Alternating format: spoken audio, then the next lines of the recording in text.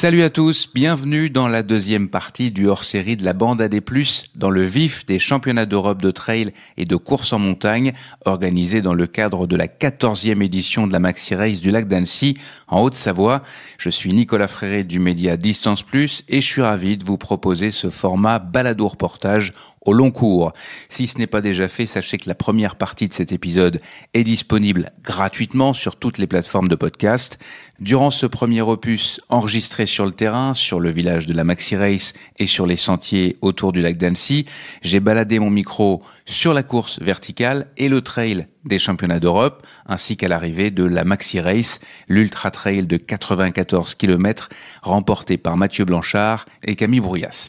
Je vous propose à présent de reprendre le fil de l'eau et de raconter la dernière journée de compétition, tout en débriefant les grands moments du week-end, avec en premier lieu les membres de la bande AD+, présents à Annecy. J'ai nommé Sylvain Cussot, Sabine Herström, Jean-Michel Fort-Vincent, Hugo Ferrari, Blandine Lirondelle, Thomas Laure-Blanchet, Nico Martin, Fiona Porte et Robin Schmitt du média satirique Les Genoux dans le Gif. Cette émission spéciale est produite en partenariat avec les Frontales Gollum, une start-up basée à Annecy qui conçoit des lampes puissantes avec une autonomie pour les défis d'ultra-distance. Parmi les membres de la bande, Fiona Porte, Hugo Ferrari et Nicolas Martin courent la nuit avec une Gollum. Je vous en reparle en fin d'émission. La bande AD+, dans le vif de la Maxi Race du lac d'Annecy et des championnats d'Europe de trail et de course en montagne, présenté par les Frontales Gollum. Dimanche 2 juin, rendez-vous à Menton-Saint-Bernard. À 8h du matin est donné le premier départ de la dernière journée des championnats d'Europe avec l'épreuve classique montée-descente, up and down, comme on dit en bon français. D'ailleurs, pour l'anecdote amusante, à rendre fous les Québécois attachés à leur langue, en France et à Annecy ce week-end, on ne dit pas les championnats d'Europe de trail et de course en montagne, non, mais championnats d'Europe off-road. J'ai pu constater sur le terrain que le terme off-road n'était pas clair pour tout le monde, mais passons. Les juniors se sont d'abord élancés sur une course de 5,9 km pour 400 mètres de montée et 420 mètres de descente. Inspirés par les trailers la veille, les petits jeunes ont réalisé un exceptionnel quadruplé. C'est Antoine Puydebois qui l'a emporté devant Jules Mongelaz, Maël Henrique et Jules Barriot, avec évidemment la médaille d'or par équipe à la clé.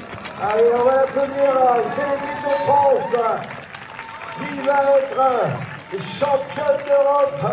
Et on voit le grand sourire. Voilà, c'est fait. Je vais vous donner le temps d'Antoine Puydebois qui termine en 27,46. Derrière, on a Jules Mongelaz qui va terminer à la deuxième place. Pour l'équipe de France également. Et ça va être 4 Français, puisque 3 et 4 arrivent et je vois les maillots de l'équipe de France après Antoine, Jules, et bien la 3e place pour Henrique. Pour Henrique et puis Jules Barriot termine 4e et c'est un quatuor français comme hier sur les 4 premières places. Chez les filles, c'est Margot Dajou qui est devenue championne d'Europe, elle qui avait dû se contenter de la médaille en chocolat vendredi sur la course verticale. La Norvégienne Ingeborg Høle et la Britannique Eve Whittaker complètent le podium. Margot Dajou, c'est encore une fois l'équipe de France qui va prendre la médaille d'or avec Margot Dajou. Faites-moi du bruit. Allez Margot. Allez. Elle check, elle prend le temps de checker. Elle va monter sur la championne d'Europe, Margot Dajou, 31 minutes. 50 derrière elle, c'est la Norvège qui va prendre la seconde place. Une Norvégienne sur le podium. Et alors, ce sera plus dur. Ingeborg Høle qui termine la Grande-Bretagne prend la 3e place. Les élites hommes et femmes avaient un parcours bien boueux, dont une section a d'ailleurs été partiellement remplacée par une portion de route de 16 km pour 1000 mètres de montée et 1000 mètres de descente. C'est l'un des hommes forts de ce début d'année en Europe, l'Italien Roberto De Lorenzi, qui l'a emporté après un gros duel avec le jeune Allemand cher à Thomas Laure-Blanchet, Lukas Herle, champion d'Europe espoir en 2022. Mais on retiendra avec chauvinisme surtout la médaille de bronze du champion de France, Théodore Klein, l'Alsacien qui avait fait une grosse chute, a tout donné pour rester au contact. Le champion d'Europe, European champion for Switzerland, Roberto De Lorenzi. Roberto De Lorenzi pour le titre européen. Make some noise, clap your hands, come on! Roberto De Lorenzi, our new European off-road champion, and what a race for the young Lukas Herle with the silver medal. Quelle course, quelle finale également de Lukas Herle pour aller chercher la médaille d'argent dans ce final incroyable. Et pour compléter le podium, c'est bien un maillot de l'équipe de France pour la 3e place. Il y aura bien du bronze pour notre équipe de France aujourd'hui. Voilà une nouvelle médaille. Derrière Théodore, les Français se sont arrachés pour la médaille. Fred Tranchant a pris la 7e place, le jeune champion de France espoir Romain Discher la 13e place et Quentin Melleux la 20e. Ensemble, les Français décrochent la médaille d'or par équipe. Recouvert de boue des pieds à la tête, Théodore Klein a commenté à chaud sa performance juste après être allé se faire soigner les plaies aux 2 genoux. Théodore, 3e de ce championnat d'Europe de montée-descente. Tu es ultra boueux. Il y a des belles plaies aussi, hein. Ouais, ça. Raconte-nous ce qui s'est passé, parce que les autres sont un peu moins boueux que toi. T'es tombé solidement. C'était la bataille en tête pour la victoire avec Roberto De Lorenzi. On était 2. L'Allemand était un petit peu derrière nous. Et voilà, un moment où Roberto a mis un petit peu plus de rythme dans la descente, dans une portion assez technique et boueuse. Moi, j'ai trébuché en avant et j'ai ressenti en fait, j'avais le souffle coupé. Donc, le temps de récupérer mon souffle, l'Allemand est passé, m'a dépassé. Après, j'ai vu que le podium était encore jouable, que j'avais réussi à reprendre mon souffle. Donc, je me suis accroché. Je me suis retourné, il n'y avait personne derrière, donc je me suis dit c'est devant maintenant qu'il faut essayer de revenir. J'étais pas loin, mais voilà, j'avais déjà mis mes forces dans les portions précédentes et je suis quand même très satisfait d'avoir été cette 3e place. Et d'autant que c'est le titre en équipe aussi. Ah évidemment, ça c'est d'avoir pu contribuer à ce que les copains montent avec moi sur la plus haute marche, c'est juste génial. Surtout que ça n'arrive pas tous les ans.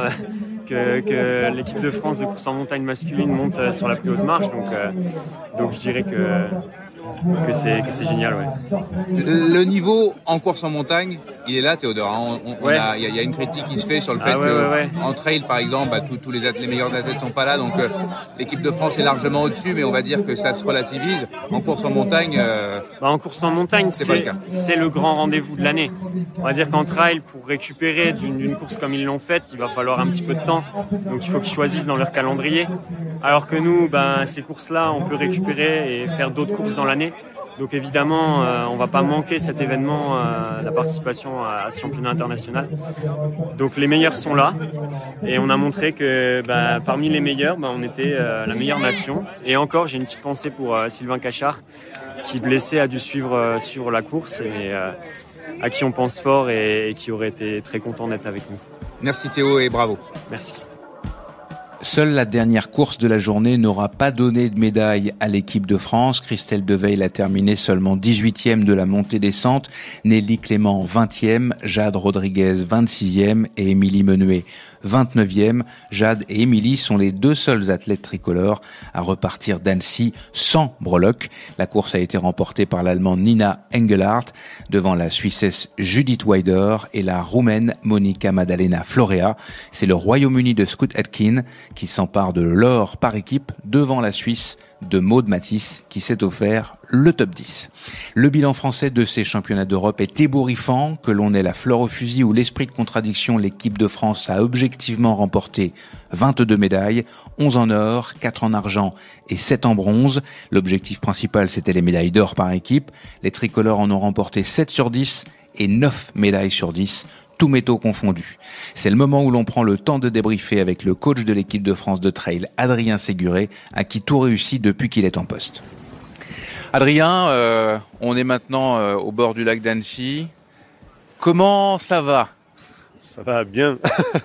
Non, ça va très bien. Un peu fatigué ce matin, du coup la pression qui est retombée. Un peu de fatigue aussi forcément, mais bon, on appelle ça de la très très très bonne fatigue. T'es heureux là aujourd'hui avec 20. Alors on va compter toutes les médailles trail et courses en montagne, 22, mais dans ce qui te concerne, c'est la totale en fait. Il a pas manqué une seule médaille. Non, on a pris toutes les médailles. En fait, il y en avait clairement, il y en avait 8 possibles pour nous. On a pris les 8, c'est-à-dire 1, 2, 3, 1, 2, 3 et or à chaque fois par équipe. Donc je pense que c'est le scénario rêvé, le scénario que tu peux écrire en te disant ça c'est la théorie, c'est le côté rêvé et puis on va voir comment après maintenant ça peut se passer, comment on va pouvoir s'adapter pendant la course. Et en fait, il y a zéro adaptation, en fait tout suit en fait ce que tu aurais pu rêver.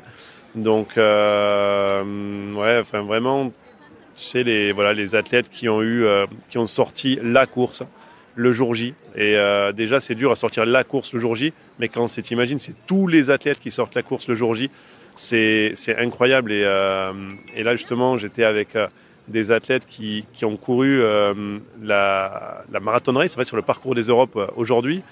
Et qui me dit mais en fait pourtant des bons coureurs, qui me dit mais tu vois j'ai réussi à passer sous les 8 heures et tout, mais comment ils ont fait pour passer sous 5 heures en fait, mais c'est inimaginable. Et il dit bah ouais c'est en fait je pense qu'on n'imagine pas en fait la perf qu'ils viennent de faire. Alors c'est pour ça que certains pourraient dire oui mais s'ils font un 2-3, c'est peut-être qu'il n'y avait pas de concurrence ou quoi. C'est qu'en fait, clairement, ils ont sorti des performances qui sont stratosphériques, en fait. Et c'est vrai que voilà, on espérait bien sûr aller chercher des titres, au moins les 2 par équipe. On espérait des titres individuels, des médailles individuelles.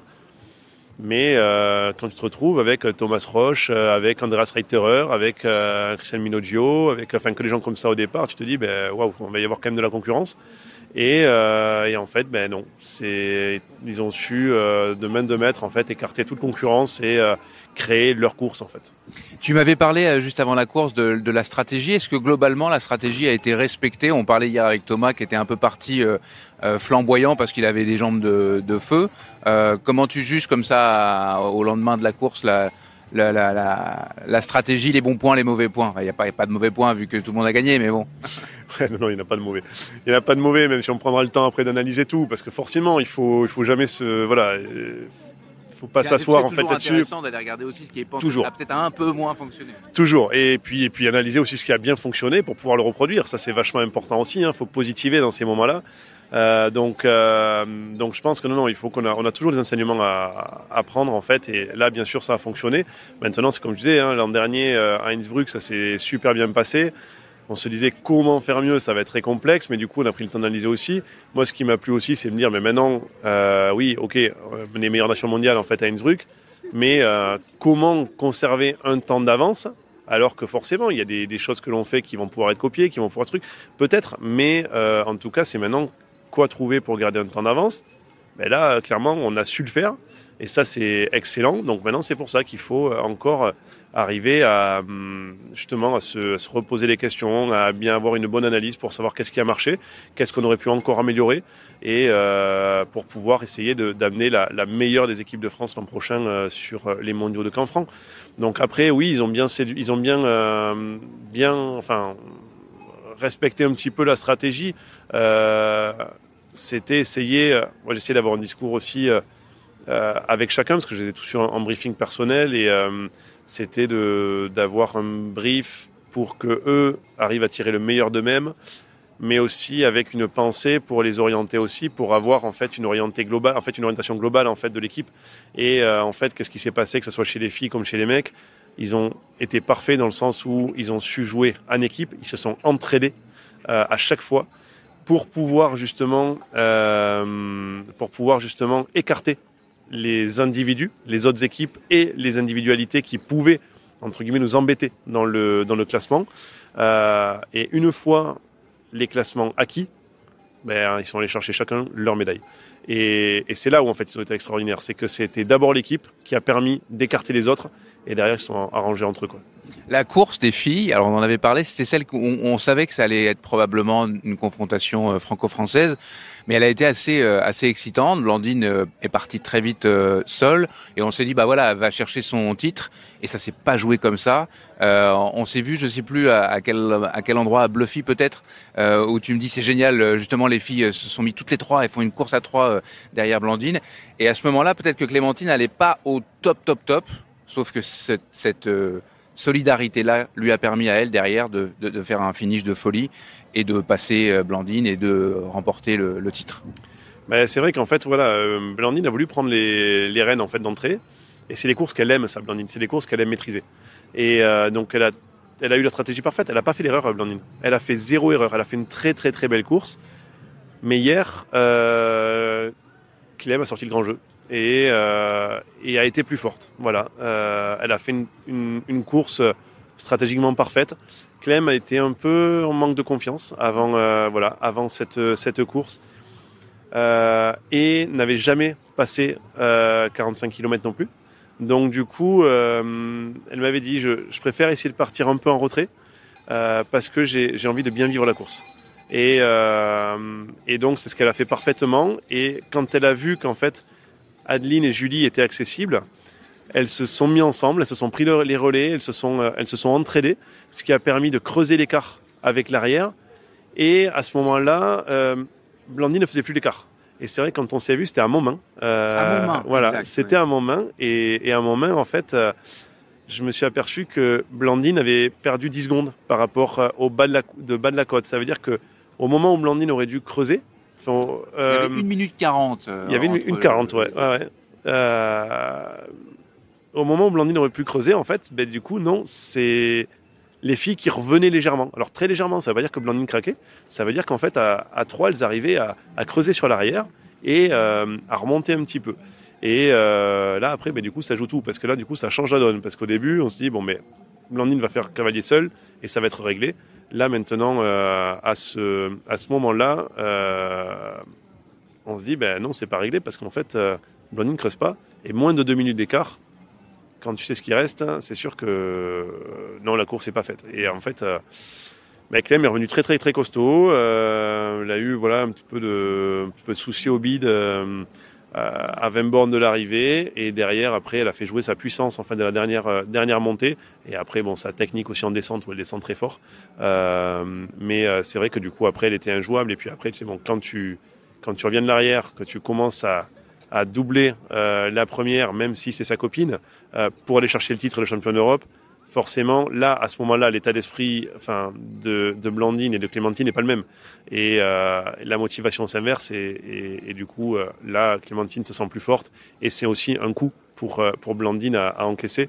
Et donc, le mental prend aussi le dessus. Et il y en a une, ça la booste, et l'autre, ça la plombe. Hein, donc, clairement.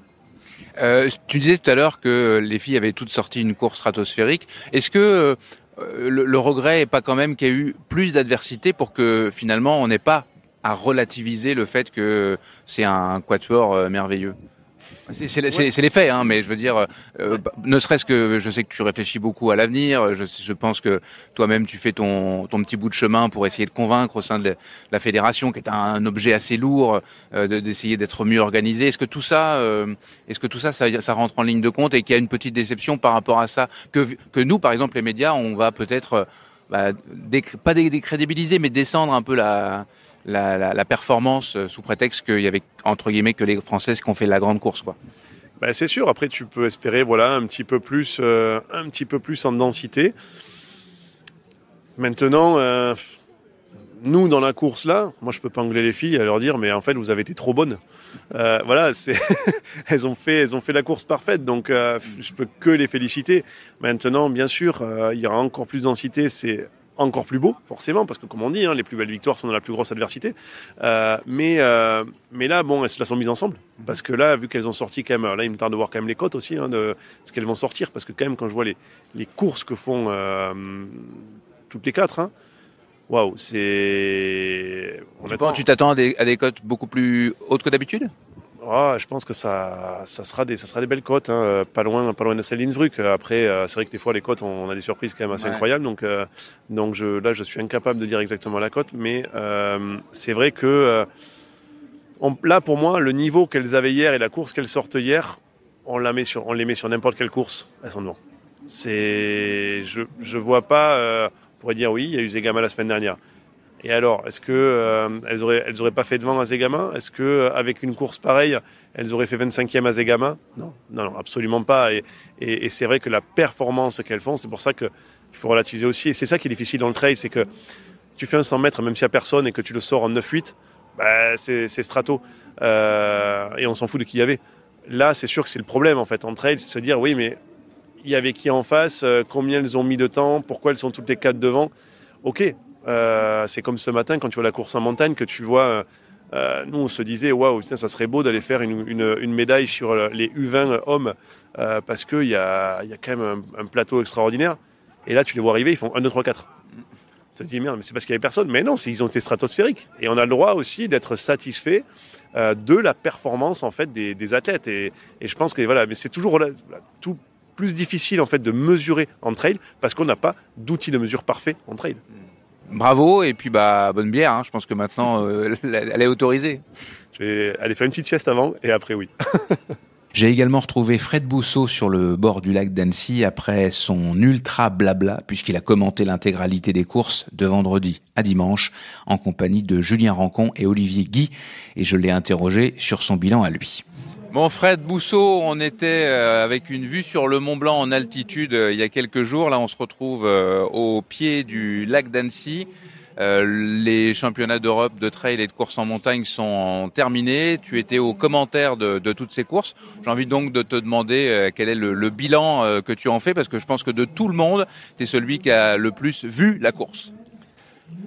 J'ai vu près de 12 heures de course, donc ça c'était terrible. Non, pour revenir sur le bilan il est en 2 parties. Il est sur le côté technique, production de contenu, réalisation et ce qu'on a pu livrer.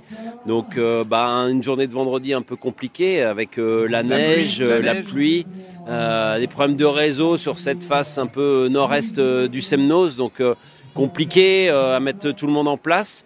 Tout le monde a été impacté, les coureurs, les suiveurs, les staffs, les médias, les journalistes, vous qui faites tout le suivi réseaux sociaux et journalistique. Donc c'était compliqué pour tout le monde. Donc on a tout un peu remis à plat vendredi soir pour proposer un live, je pense, complet. Moi j'étais satisfait, et pourtant je ne le suis pas toujours, mais j'étais plutôt satisfait de tout ce qui a été fait par les équipes, du rendu qu'on a produit avec les drones, les vélos, les cambikers, le suivi de ces duels incroyables entre Blandine et Clémentine, un peu arbitrés par Adeline chez sur les dames. Sur le trail, ouais. Et puis chez les hommes, Thomas et Benjamin qui se sont livrés une belle bataille. Les meilleurs ont gagné à chaque fois. Et puis Loïc Roland qui revient un petit peu de l'arrière pour revenir prendre une médaille de bronze. Donc un bon suivi samedi. Et puis aujourd'hui, on a échappé un petit peu à la pluie dans des conditions boueuses, mais on a aussi réussi à proposer un live intense malgré l'empilement des courses, puisqu'on avait 4 courses en même temps. Donc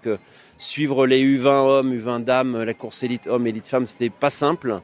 Les changements de parcours de dernière minute, les conditions météo, mais bon, je pense qu'on a réussi à satisfaire tout le monde malgré l'horaire matinal. Donc ça, c'est le bilan, on va dire, un petit peu technique. Et puis au bilan sportif, on l'a vu avec les consultants que j'avais avec moi, Julien Rancon, Olivier Guy, un très bon bilan. On part le premier jour avec 6 médailles, le deuxième jour 8 de plus 14, et le dernier jour 8 de plus 22 médailles pour une équipe de France. Du jamais vu, des podiums jamais vus, des triplés voire quadruplés historiques chez les U20 hommes en course en montagne, chez les seniors dames en trail. Donc ça, historique. Des gros chronos aussi, parce qu'il ne faut pas oublier que Thomas Cardin, même si les Français ont dominé ces Europes, on reste avec quand même des gros chronos, une grosse performance de Clémentine. On l'analyse quand même un petit peu maintenant. On voit que Blandine a fait une meilleure course qu'au championnat de France comparativement à son chrono. Tous ont été au-dessus de leurs moyens. Donc des beaux champions, des belles performances, une équipe de France conquérante, on l'appelle la patrouille de France maintenant, qui a fait strike hier, 8 médailles possibles, 8 médailles à la fin, donc difficile de faire mieux. Maintenant la barre va être haute parce que je pense qu'on arrivera, alors qu'on a encore les canards qui viennent nous manger les pieds. Il y a une petite famille de canards qui loge auprès du lac d'Annecy et ils ont été la mascotte du week-end. Les mascottes du week-end, ouais. Donc un super week-end malgré une météo capricieuse. C'est vrai qu'on ne s'attendait pas à cette météo. On a eu la neige vendredi matin. Hier, on était presque à 20-25 degrés sur les bords du lac d'Annecy. Et là, on se retrouve ce matin encore à 10 degrés. Après, ça, c'est la magie du trail et de la course en montagne, on va dire.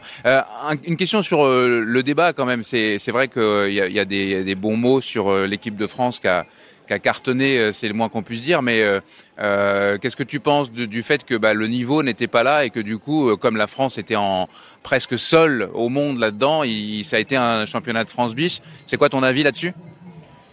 Non, on avait quand même des coureurs de très bon niveau. Francesco Pupi, vice-champion du monde en Patagonie, était ici sur la Vertical Race. Cesare Maestri, on a vu un loupé complet des Espagnols et des Italiens sur la Vertical Race. Alors sur la course en montagne, c'est moins vrai, mais ma question était surtout sur le trail. Sur le trail, forfait de Tom Evans au dernier moment, forfait un peu surprenant. Andreas Reiterer absent. En forme, au moins, Peter Frano présent mais un petit peu en retrait. Les Polonais qui font une magnifique course, il faut pas minimiser leur performance. Thomas Roach, vice-champion du monde l'an passé, qui termine 4e. Donc oui, après il manque des grands noms, mais on l'a évoqué lors de la conférence de presse, on l'a évoqué lors du live. On connaît cette problématique partout. Il y a du Zegama une semaine avant, il y a de la Transvulcania 15 jours avant, il y a une course qualificative la semaine prochaine, je crois certains y vont à Tenerife pour se qualifier pour des courses UTMB. Il y a ensuite, je crois, des championnats du monde de courses d'orientation. Donc il y a certains Suisses qui n'ont pas pris part aux festivités. Il y a, je crois, aussi des courses de skyrunning. Donc tout s'empile. Donc bilan des courses, et on est toujours dans la même problématique. C'est cohésion des calendriers, coordination des différentes fédérations, acteurs du milieu. Et tant qu'on n'y arrivera pas, on n'aura jamais tous les meilleurs au même moment, au même départ. Mais ça, on a commencé à ouvrir ce débat il y a 12 ans. Moi, j'avais déjà organisé une petite réunion à Endurance avec tous ces acteurs à Lyon. ITRA, Skyrunning, UTMB, les athlètes et tout. Et l'idée, c'était de les faire se rencontrer pour qu'ils puissent se parler. Et 12 ans après, ils se voient de temps en temps sur la ligne d'arrivée, parce que là, tout le monde est là, WMRA, ITRA, I2AF, European Athletics, FFA. Mais on a l'impression qu'ils ne comprennent pas qu'à un moment, il faudra mettre un peu plus de cohérence et de lisibilité dans ce sport aussi, pour qu'on augmente la médiatisation. Et puis si on augmente la médiatisation, ça sera bénéfique pour tout le monde. C'est-à-dire qu'on passera peut-être de 1,4 million à 2 millions de pratiquants. On aura peut-être des athlètes un peu mieux rémunérés. C'est tous les débats qu'on a depuis quelques années et qui vont encore nous animer ces 5 prochaines années, voire même plus. Merci Fred. Merci, à bientôt Nico. La bande à des plus, dans le vif de la Maxi Race du lac d'Annecy et des championnats d'Europe de trail et de course en montagne, présentés par les Frontales Gollum. Les membres de la bande AD+, étaient nombreux à Annecy ce week-end. Je vous propose d'écouter l'expérience que chacun a vécue pour donner une autre dimension à la couverture, très factuelle, très journalistique, que je vous ai proposée à travers ce balado. L'athlète et coach Sabine Erström avait décidé de porter ses habits de supportrice sur la course de trail des championnats d'Europe. Avec son amie, également athlète élite, Marine Quintard, elles se sont baladées toute la journée de samedi sur le parcours. Salut Nico, salut les auditeurs. Voilà comment moi j'ai vécu cette belle journée samedi sur les sentiers. Déjà, on savait que les conditions allaient être bien humides, comme il a plu à peu près tout le mois de mai. Mais le jour de la course, je dirais que les conditions étaient quand même assez idéales pour courir. Il faisait sec, il faisait assez frais, bien agréable. Donc moi j'étais avec Marine Quintard qui me servait aussi de guide parce qu'elle connaît très bien tous les sentiers de la course. Donc elle avait élaboré une stratégie pour qu'on aille se placer donc plutôt sur le parcours. On savait que les coureurs ils auraient déjà plein d'encouragements dans tous les villages proches des ravitaillements. Donc le but c'était d'aller un petit peu les soutenir là où ils étaient seuls dans la forêt. Donc on est d'abord allé se placer sur la première boucle dans la première montée au-dessus de Faverges. Donc là on n'était pas non plus seuls à les encourager, hein. Il y avait quand même d'autres personnes. Et dès le début de la course, donc les Français et les Françaises se sont placés en tête de course. Ils avaient l'air tous bien, à la fois en aisance et puis concentrés sur leur course. On est ensuite allé se placer dans la première descente qui était assez rapide. Pareil au niveau des hommes, donc les Français n'étaient pas les 4 devant non plus, mais ils étaient tous aux avant-postes. Chez les femmes, les Françaises avaient quand même déjà bien pris le lead, même s'il y avait aussi quelques coureuses étrangères encore avec elles.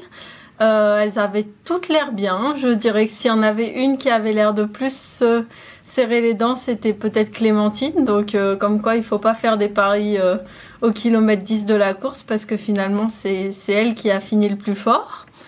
Et puis on n'encourageait pas non plus que les Français, hein. Il y avait aussi tout plein d'autres coureurs de plein de nations qui avaient l'air bien contents d'être encouragés. Et puis nous, on voulait aussi notamment encourager Ariane Willem, qu'on connaît de la Pierraminta, et puis une coureuse hollandaise que j'entraîne aussi, qui a fait une très belle course. Ensuite, on est allé donc à Annecy et monter directement dans le Mont Verrier pour aller les voir sur la dernière difficulté du parcours. On regardait un petit peu les suivis live, mais on n'avait pas non plus le live vidéo. Il n'y avait pas suffisamment de réseau, donc c'est vrai qu'on était un petit peu à l'aveugle par rapport au déroulement de la course. On était peut-être les personnes de la communauté les moins au courant des détails du déroulement de la course. Donc on a vu d'abord Thomas Cardin passer, ça crevait les yeux qu'il était dans son jour, quoi. Il était à la fois, il dégageait de la sérénité et puis très concentré sur ce qu'il faisait. Benjamin derrière lui qui s'accrochait bien. Ensuite, à ce moment-là, c'est un Allemand, je crois, qui est passé 3e, qui avait l'air très très fatigué. Donc on a pu bien encourager Loïc Roland à aller chercher sa 3e place. Et puis un petit peu plus loin, Hugo qui faisait sa course, qui a fait sa course à sa façon. Ensuite, on allait à rebours du parcours pour bien voir les coureurs et puis ne pas les gêner en les encourageant à chaque fois. Et donc, on a pu encourager derrière quelques gars et rapidement, on a vu les filles passer 1, 2, 3, 4. Et là, on s'est dit, waouh, quand même, quelle équipe de France et puis quelle course il y avait à but. Et aussi de se dire que finalement, Candice, Marie, Jennifer... elles étaient pas loin derrière, elles auraient fait aussi avec un même niveau de performance des belles performances sur les championnats d'Europe.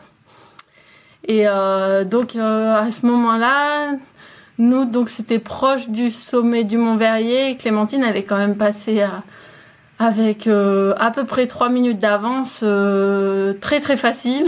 Pareil que Thomas, c'était son jour quoi, donc ça faisait vraiment plaisir à voir.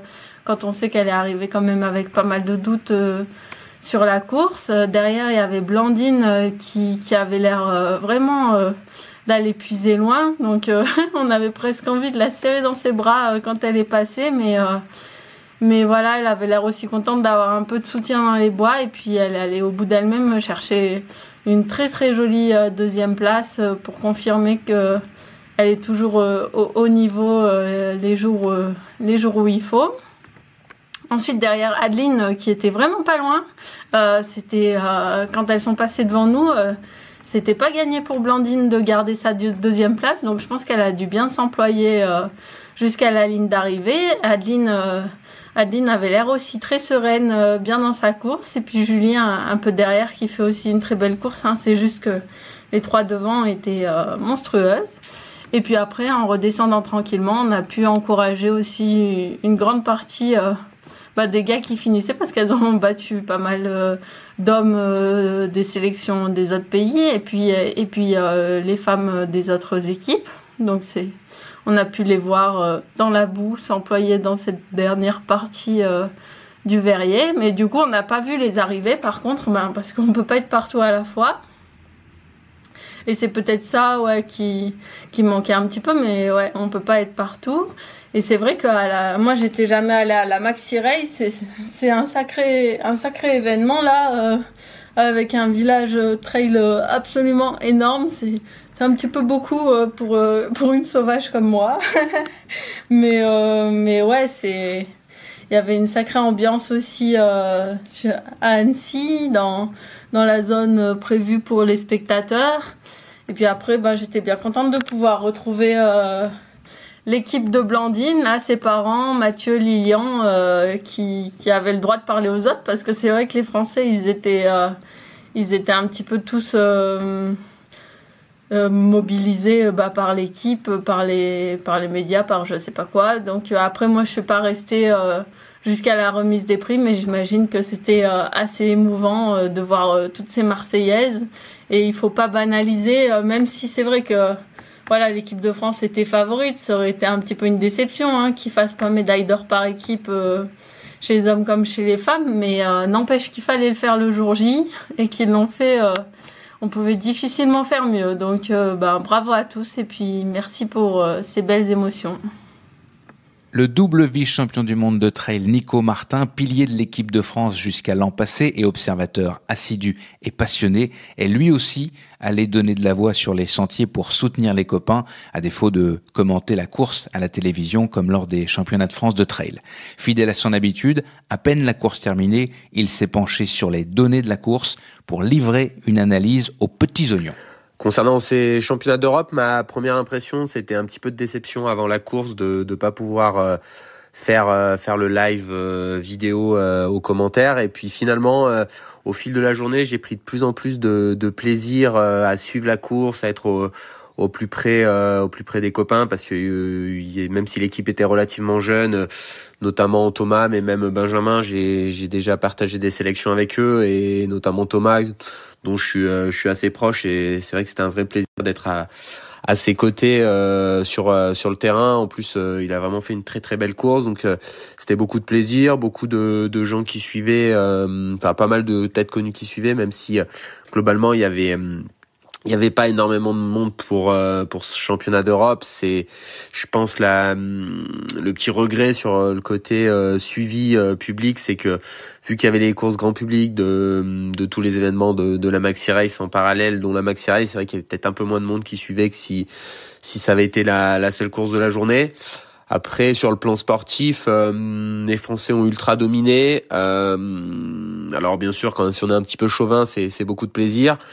Moi, je félicite vraiment les athlètes et tous les gens qui les entourent au quotidien et en équipe de France pour le travail, parce que la France n'est pas responsable, on va dire, du fait que le championnat soit pas joué avec autant d'implication par d'autres nations. C'est un petit peu décevant, je pense, pour ces athlètes de pas avoir eu forcément autant d'opposition que ce qu'ils auraient pu mériter, parce que je pense sincèrement qu'ils étaient prêts, qu'ils faisaient des belles courses, et voilà, ils auraient pu monter sur des podiums malgré tout, même s'il y avait eu des plus grands noms, on va dire. Mais néanmoins, en analysant après coup, notamment chez les hommes, le top 10, il a quand même fière allure avec, je crois, j'ai calculé rapidement sur l'index général de l'UTMB à 887 points, donc ce qui est quand même pas mal. En comparaison, on est à 901 points par exemple sur Zegama la semaine d'avant. Et puis chez les filles, une très belle course, une encore plus grande domination, puisqu'il y a eu un quadruplé des Françaises. Bon, autant chez les hommes, on trouvait quelques noms pour challenger les Français avant le départ, dont Thomas Roche, qui était vice-champion du monde en titre sur le trail court. Autant chez les filles, c'est vrai que ça paraissait quand même vraiment une ultra domination des Françaises, avec je pense même que le top 5-6 des championnats de France aurait peut-être fait top 5-6 de ces championnats d'Europe s'il y avait eu plus de quotas pour la France. Donc ça indique quand même, je pense, aussi le niveau de la France chez les féminines, avec une course qui a été un petit peu différente des garçons, avec une Clémentine sur qui on n'aurait pas forcément parié en début de course, parce que c'est vrai qu'elle était toujours un petit peu, mais à l'image de Loïc qui a fini par faire podium, elle était toujours un petit peu, voilà, la quatrième, même si elles ont été très groupées toute la course avec Julie et Adeline jusqu'à ce que Clem passe la surmultiplier. Bon, je pense que ces derniers temps, les infos qu'on avait, c'est que Clémentine n'était pas super bien. Je pense qu'au cours de la course, le fait d'avoir s'être accroché, je pense qu'il y a eu un verrou mental, tu vois, des doutes de ces dernières semaines qui s'est levé. Puis elle a fait une fin de course très très costaud en analysant. Donc bravo à elle. Blandine fait une course, je pense, à peu près à son niveau des championnats de France. Donc je pense que pour elle, il y avait forcément un petit peu de déception. Après, comme je disais en aparté, même si l'année dernière, Blandine avait pas eu sa blessure au championnat du monde et qu'elle avait été hypothétiquement championne du monde, il y aurait eu 2 championnes du monde au départ. Et de toute façon, il y avait qu'une seule fille qui aurait gagné sur ce format-là. On est entre les deux. Et finalement, on est aussi sur une durée d'effort plus proche des championnats du monde de trail court d'Innsbruck que du format long. Donc, je pense par exemple Marion Dolépierre, notre championne du monde, qui n'était pas présente parce qu'elle était enceinte, je pense aurait eu moins de facilité à s'exprimer sur ce parcours par rapport à Innsbruck l'année dernière. Donc voilà, très très belle course. Et puis globalement, quand même des résultats exceptionnels de la France, parce que si on peut retrouver à redire des plateaux des Europes, notamment des autres nations, parce que la France, il y a aligné ses meilleures courses. Je pense que l'une des meilleures illustrations à ça, c'est que Thibaut Garivier, deuxième de la Maxi Race, qui a donné du fil à retordre à Mathieu Blanchard, n'était entre guillemets que remplaçant dans cette équipe. Ça situe bien le niveau de l'équipe. Et du coup, par contre, en course en montagne, c'est quand même un gros rendez-vous. C'est aussi des formats plus courts, donc les athlètes peuvent plus venir. Et là, la France a aussi eu des résultats très très brillants, notamment chez les hommes, avec faut le signaler quand même, ce côté assez exceptionnel du titre masculin chez les hommes par équipe, parce que c'est que la 2e fois, et ils le font en l'absence de Sylvain Cachard qui était entre guillemets leur leader quand même, puisqu'il était jusqu'à hier champion du monde, champion d'Europe en titre.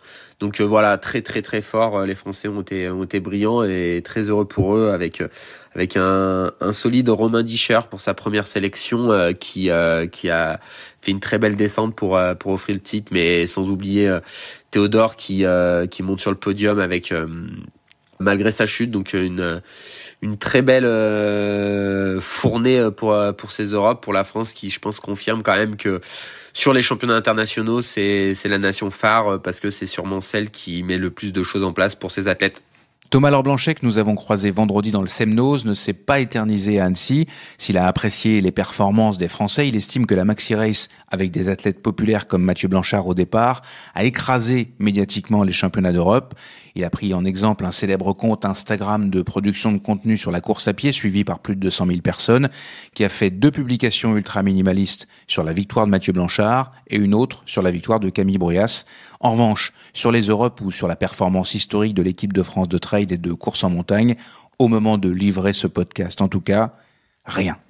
Salut Nico, oui effectivement, pour répondre un petit peu à chaud, tiède on va dire, c'est pas complètement à froid, sur ce retour un petit peu des championnats d'Europe et de la Maxi Race qui était finalement couplée cette année-là, j'ai un sentiment un peu mitigé, parce que effectivement ça draine beaucoup de monde, mais je pense que effectivement notre sport avait besoin de plus de visibilité et plus de lisibilité par rapport à ce que j'ai pu voir ce week-end.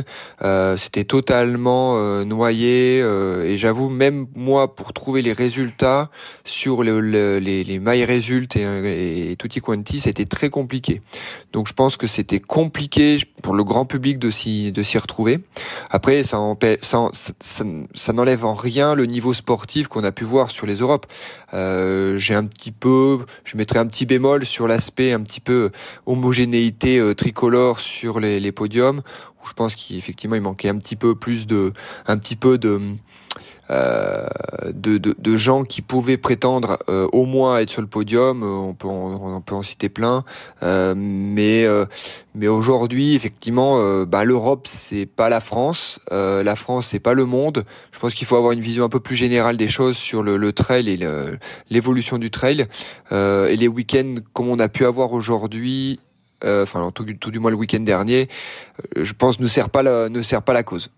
Quant au trublion de la bande AD+, Robin Schmitt, de l'hilarant média satirique Les Genoux dans le Gif, il a beau vivre à 2 pas du village de la Maxi Race, pas question d'y mettre les pieds. Le Semnoz est son terrain de jeu, mais ce n'est pas un événement qui suscite chez lui de l'enthousiasme, comme Zegama, Sierzinal ou la Hard Rock. Quant aux championnats d'Europe, auxquels seuls participent des élites, ils ne correspondent pas à l'esprit historique du trail et de la course en montagne que Robin affectionne tant. C'est donc dans un petit café cosy que je l'ai rejoint avec mon micro, le temps de déguster un Dirty Chai. Robin, toi, t'as pas du tout mis les pieds à la Maxi Race. Pourquoi ? Alors déjà, il y avait beaucoup trop de boue. Et apparemment, ce serait cru dans le Woodstock de l'époque. Je crois qu'il y a eu... C'était bien pire. Ouais, il y a eu pas mal de boue à la fois sur le salon et puis surtout sur le parcours. Non, j'y ai pas mis les pieds. Alors c'est vrai que moi, je suis pas un grand fan de tout ce qui est course fédérale. Alors je fais un petit distinguo, cela dit, j'ai un petit peu moins je suis un petit peu moins sévère avec la course en montagne, où je dirais qu'il y a une tradition, des grands championnats, etc. Et surtout aussi une concurrence et un niveau, une densité qui est plus élevée. J'avoue avoir un petit peu plus de mal avec les mondiaux, et en l'occurrence particulièrement à Annecy là, ce week-end, avec les Europes de trail, où j'ai trouvé que finalement c'était un petit peu tout ce que je reproche à ce système fédéral, c'est-à-dire déjà à mon sens, déjà je trouve que le trail, à mon sens le trail c'est constitué, c'est créé, c'est développé justement, je dirais, pour s'affranchir un peu d'un modèle fédéral qu'il y avait sur la piste, qu'il y a eu sur la route à un moment. Et ça me chagrine un petit peu finalement de retrouver ça dans le trail, où finalement on va retrouver un esprit peut-être très très sérieux, très axé compétition. Alors ce que j'adore aussi, bien sûr, j'adore suivre le haut niveau, bien sûr. Mais là je trouve que c'est un peu, le focus n'est fait que sur ça, que sur le haut niveau, sur des épreuves, là en l'occurrence à Annecy, sur un nouveau parcours. Donc c'est aussi un petit peu ce que je reprocherais, c'est que finalement ils vont se bagarrer sur des événements, sur des courses qui, à mon sens, n'ont pas forcément d'histoire. On se souvient des championnats du monde, je crois que c'était en Irlande, au Connemara, où ils faisaient des boucles. Alors là, pour moi, on avait vraiment touché le fond de ce qui aurait pu se faire. Donc voilà, je reproche un petit peu ce côté finalement un peu historique déjà, de pas s'appuyer aussi sur des courses existantes. Là, on n'a pas trop compris pourquoi ils étaient finalement sur un événement, mais sur un parcours différent de ce qu'on a l'habitude de voir. Je trouve que ça a créé beaucoup de confusion. Preuve en est, on a presque plus parlé de la victoire de Mathieu Blanchard que de la victoire et du succès de l'équipe de France justement sur ces Europes de trail. Et aussi pour moi, c'est le manque de densité. Alors, je fais absolument aucun reproche aux athlètes. Les athlètes jouent le jeu, ils sont bien entraînés, ils ont fait de ce championnat d'Europe un objectif, et c'est un carton plein. Donc je leur tire mon chapeau, bien sûr. Ils sont pas du tout responsables, mais je trouve que il y a énormément de nations. Où sont les John Albon, où sont les Francesco Pupi, les Peter Engdahl et compagnie, pour créer une réelle densité et un intérêt sportif et donc médiatique à ces championnats d'Europe. Là, on a quand même eu l'impression de voir un championnat de France. En l'occurrence, Peter Engdahl et Francesco Pupi, ils étaient là, mais sur la course en montagne, alors qu'on les aurait peut-être plus attendus sur le trail. Oui, effectivement. Alors je sais pas trop comment ça se passe dans ces fédérations italiennes et suédoises, mais t'as quand même l'impression qu'ils viennent un peu par obligation quand même. Emily Forsberg est venu courir la course en montagne, montée-descente. Peter et Francesco ont couru la montée là au Semnoz. J'ai pas l'impression que ça a été un objectif majeur pour eux. Peter est en pleine préparation pour la Western States. Pupi est plus sur des formats beaucoup plus long cette année. Est-ce qu'ils sont venus un peu en mode entraînement, un peu obligés par leur fédé? Je sais pas trop. En tout cas, ça n'a pas été un objectif principal pour eux. Et effectivement, ils n'ont pas trop brillé. Mais c'est vrai que sur la partie trail uniquement, donc du samedi, on a eu quand même des duels franco-français. Et ce qui, je trouve, finalement pour le grand public est pas forcément très intéressant quand on voit une équipe de France qui brille. Alors qui brille si en face il y a tout le gratin européen ou mondial dans le cas de mondiaux, c'est très intéressant. Là, en l'occurrence, je trouve qu'en termes de densité et d'intérêt sportif, on n'y est pas trop, quoi. Et sur la Maxi Race, parce que tu disais tout à l'heure qu'on a, quand je dis on a, pas Distance Plus, mais ça a été beaucoup concentré sur la victoire de Mathieu Blanchard. T'as acheté un œil là-dessus. Qu'est-ce que t'as pensé de ce combat entre Mathieu Blanchard, Thibaut Garivier, Baptiste Chassagne-Aurélien du Nant-Palaz? Déjà, le premier truc à retenir, c'est l'énorme euro d'Aurélien, ravitaillement de Doussard. Je pense qu'il avait bu à peu près 80 litres de coca, donc forcément, à un moment, ça sort. Je l'ai bien sûr félicité pour ce euro par message. Non, ça a été un duel, pas un duel, mais en tout cas un match très intéressant. Moi, je voyais plus un Thibaut Garivier sur ce parcours. Mathieu, je dirais que c'est sa première grande victoire, on va dire, même si encore une fois, c'était une confrontation franco-française, mais là aussi avec du très haut niveau. C'était intéressant à voir. J'ai regardé ça vraiment de très loin. Puis il y a aussi un beau match entre Fiona Porte et Camille Bruyas, très intéressant, avec Fiona Porte qui avait gagné l'année dernière et puis Camille qui est aussi un petit peu dans son jardin ici à Annecy. Donc c'était intéressant. C'est, je dirais, une espèce de préchauffe pour ce qui va se passer plus tard cet été, en particulier avec la course de quartier. Merci Robin. Merci Nico. La bande à des plus, dans le vif de la Maxi Race du lac d'Annecy et des championnats d'Europe de trail et de course en montagne, présentés par les Frontales Gollum.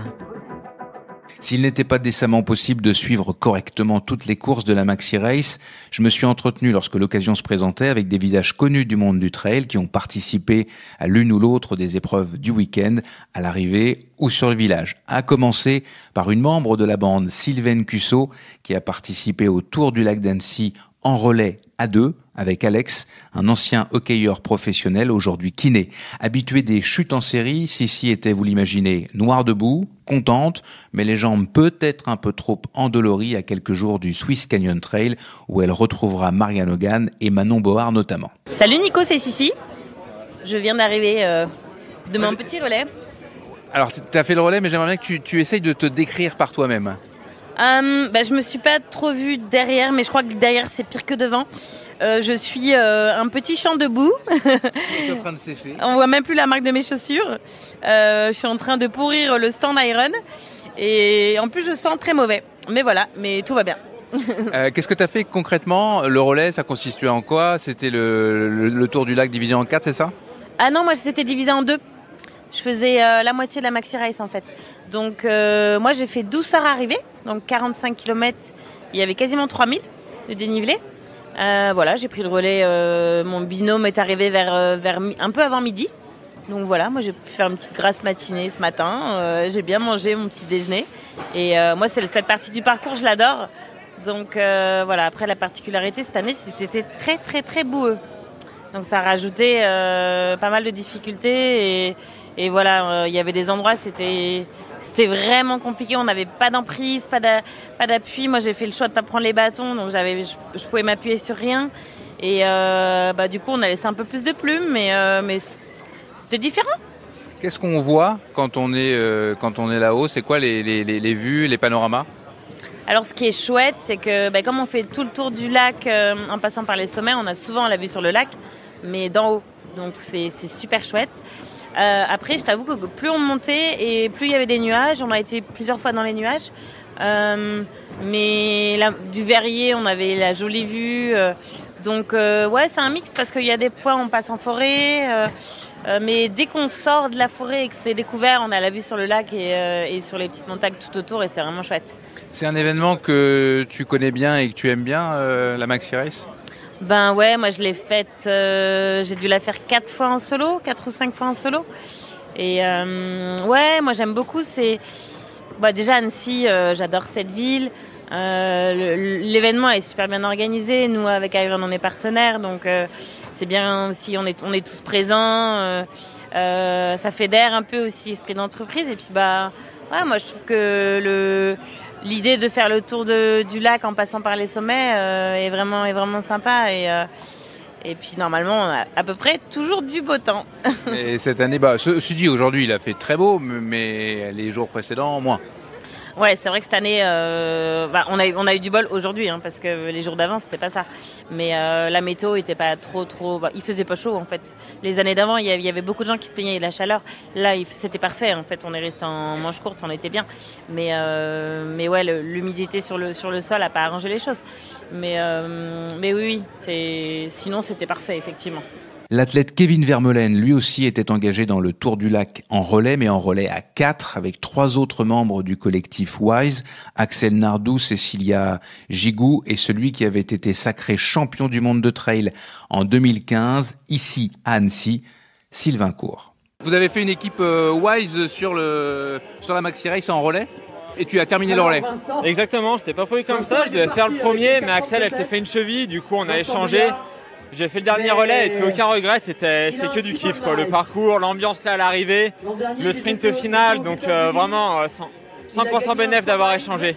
Toi, c'est quoi? C'est un entraînement quand tu prends le départ comme ça? Parce que c'était plus pour le fun ou il y avait une petite envie de bien faire? D'ailleurs, vous avez fait combien? On fait 4e relais, je crois, au scratch en tout. Donc, sachant qu'on a 2 filles dans l'équipe, donc c'est pas mal. Et ouais, pour répondre à ta question, c'est plus un gros entraînement. Là, du coup, j'ai fait un 100K il y a un mois tout pile. Donc, je passe du 100 au 16 en un mois. Et du coup, là, c'est vraiment pour remettre du rythme pour les courses d'été, quoi. Et en plus, c'est l'occasion de représenter WISE, de s'amuser. Donc, et de profiter de l'ambiance de l'événement, donc voilà quoi. Trop cool. Julien Absalon possède l'un des plus beaux palmarès de tous les temps en vélo de montagne. Il est double champion olympique, quintuple champion du monde, quintuple champion d'Europe, septuple vainqueur de la Coupe du monde de VTT et 14 fois champion de France.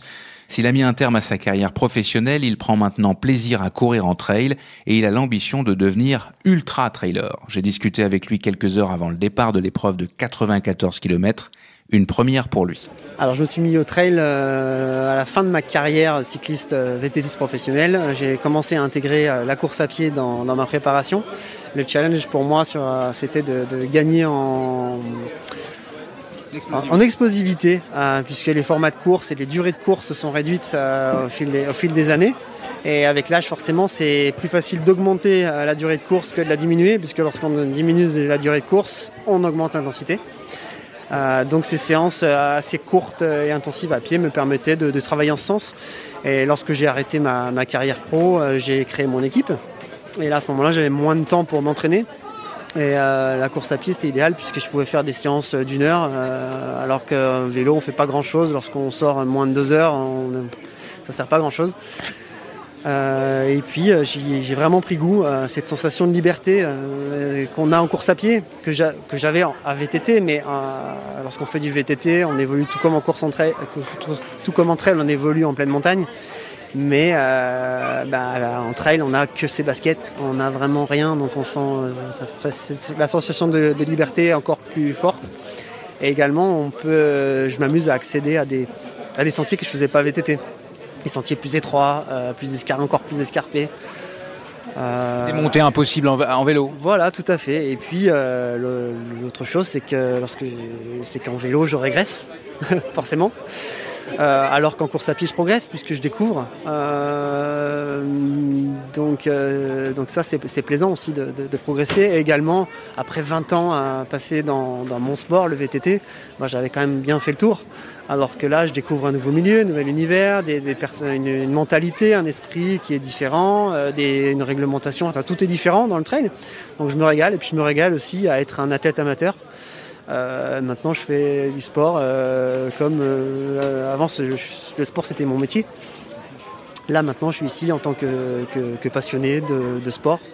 Est-ce que c'est facile, ça, quand on a été habitué d'accrocher des dossards pour gagner? C'est une grande partie de ta carrière, tu as gagné? Oui, c'est facile parce que je ne me considère plus comme athlète, je me considère comme sportif. Avant, j'étais athlète. Mon métier, c'était de m'entraîner, de gagner des courses. Maintenant, je suis un sportif qui a besoin de faire du sport. Je suis addict au sport, donc j'en fais, mais je le fais comme je veux. Si un jour j'ai envie de faire du vélo, je fais du vélo. Le lendemain, j'ai envie de courir. Moi, je suis touche à tout et justement, je profite parce que j'ai plus un. Avant, c'était le plan d'entraînement qui guidait ma vie. Maintenant, c'est plus à l'envie. Et les dossards, quand tu les prends sur quelle base? C'est quoi qui te motive?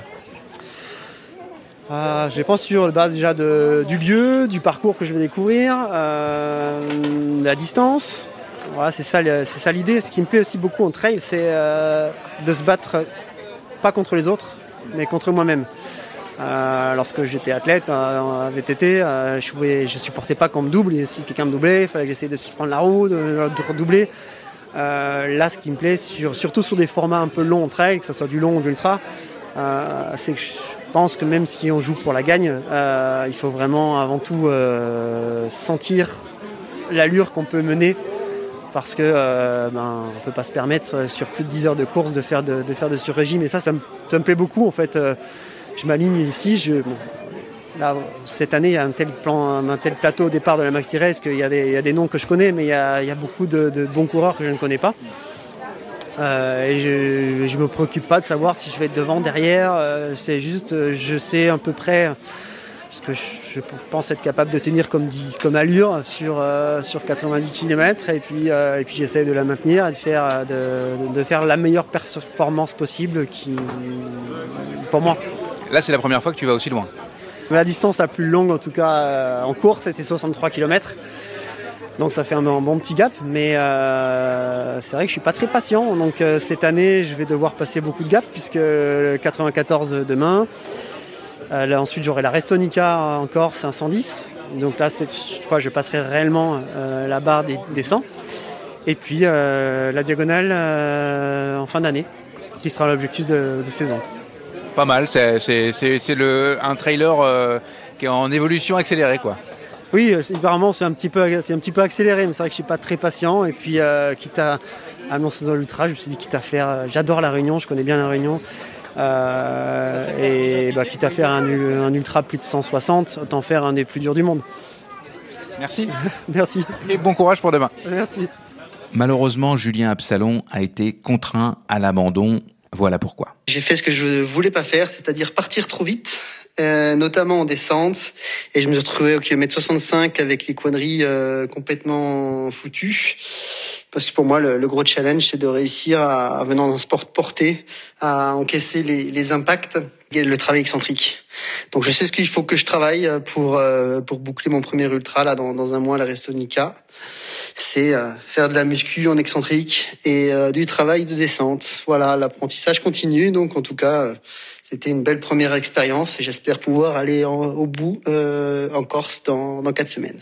La Bande à des Plus, le podcast du magazine Distance Plus, présenté par Nicolas Fréret. La créatrice de contenu Alix Noblat, célèbre pour sa gestion millimétrée des ravitaillements de son conjoint Mathieu Blanchard, a passé la ligne d'arrivée un peu déçue de ne pas avoir couru en entier le parcours de 60 km, le même que celui des championnats d'Europe la veille, mais pour monsieur et madame tout le monde. La course a en effet été arrêtée à Menton-Saint-Bernard après 40 km en raison des conditions météo et des sentiers ravagés par la boue dans le Mont-Verrier. Alix raconte ce qui s'est passé ensuite. Alix, raconte un peu ta course, t'es un peu déçue, pourquoi ? Parce que je suis rentrée en bus. En fait, on a été cuté au 45e, aux alentours du 45e. On nous annonce au deuxième ravito assisté que la course continue, donc on est trop contents parce que c'est vrai qu'on nous avait prévenu depuis hier soir que des plans de sécurité pouvaient être déployés en raison du terrain potentiellement impraticable et aujourd'hui voilà on a fait une partie en bus, donc la sortie ne compte pas et on a fait notre temps en fait s'est arrêté au deuxième ravito assisté, puis on a fait 3,5 km un peu dans le Verrier pour pouvoir terminer notre course, être finisher. Donc ça te choque, c'est ça ? C'est pas que ça me choque, mais c'est vrai qu'on est tous un peu déçus maintenant. On sait que c'est pour des raisons de sécurité, donc ça fait partie du deal, on doit s'y plier. Mais c'est vrai que dans le bus, on a l'impression de tous avoir perdu un match. Tu sais, quand les joueurs y rentrent et qu'ils ont perdu, c'est exactement cette sensation qu'il y avait, plus personne parlait. Mais bon, voilà, on prend aussi en considération que c'était une raison de sécurité, donc voilà. Tu as aimé quand même les 45 premiers kilomètres de ta course, enfin les 45 kilomètres de ta course? Ouais, j'ai vraiment pris énormément de plaisir. C'était une superbe course. C'est la première fois que je courais avec une amie.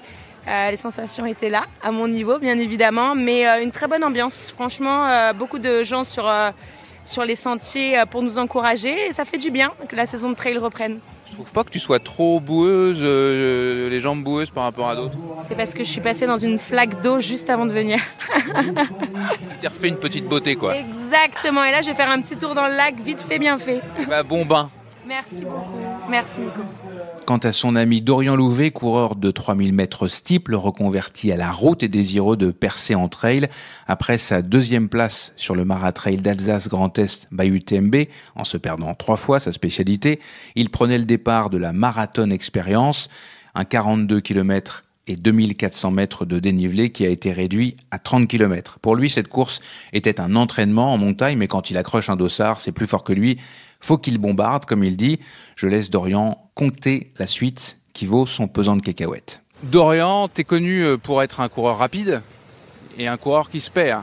Qu'est-ce qui s'est passé sur cette édition de la Marathon Experience? Malgré moi, je crois que je suis en train d'écrire ma légende parce qu'il y a 2 semaines au marathon Alsace, au trail UTMB Alsace, je me suis trompé, j'ai fait 4 bornes en plus. Et là, malheureusement, j'étais en tête de course et je me suis encore trompé. Et, du coup, j'ai fait 2 bornes et 200 mètres de D+. En plus, j'arrive pas à comprendre comment c'est possible. Tout le monde me dit que c'est impossible de se perdre et moi j'arrive à me perdre, donc je passe de la tête de course à 50e place, derrière impossible de doubler, je me retrouve derrière les 5 premières féminines, enfin voilà, c'est très compliqué mentalement à ce moment-là, j'hésite à arrêter et puis après je me dis que je suis venu là pour bosser. Donc, bosser dans le sens travailler ta course à pied. Exactement, moi j'ai pas la chance d'habiter à la montagne, donc là clairement travailler le dénivelé positif et négatif, c'était super important. Donc bosser dans le sens exactement travailler pour la suite des événements. J'ai su me remobiliser, j'ai remonté énormément de gens, j'ai dû terminer 5e du coup. Donc voilà, j'essaye de voir le verre à moitié plein en me disant que j'ai quand même bien travaillé, qu'il y a des bonnes choses et que j'ai pas encore mis énormément de choses dans l'entraînement pour aller franchir un cap. Donc j'ai hâte de retourner à l'entraînement et de revenir sur une course pour m'exprimer pleinement et sans me tromper ce coup-ci. Puis là, tu as choisi un entraîneur, Adrien Séguré, qui ne pourra pas faire mieux dans sa carrière, je pense, que ce week-end, puisque le nombre de victoires, ou que ce soit pour Mathieu Blanchard, par exemple, ou aux Europes, est phénoménal. Pourquoi tu l'as choisi, tiens, Adrien ?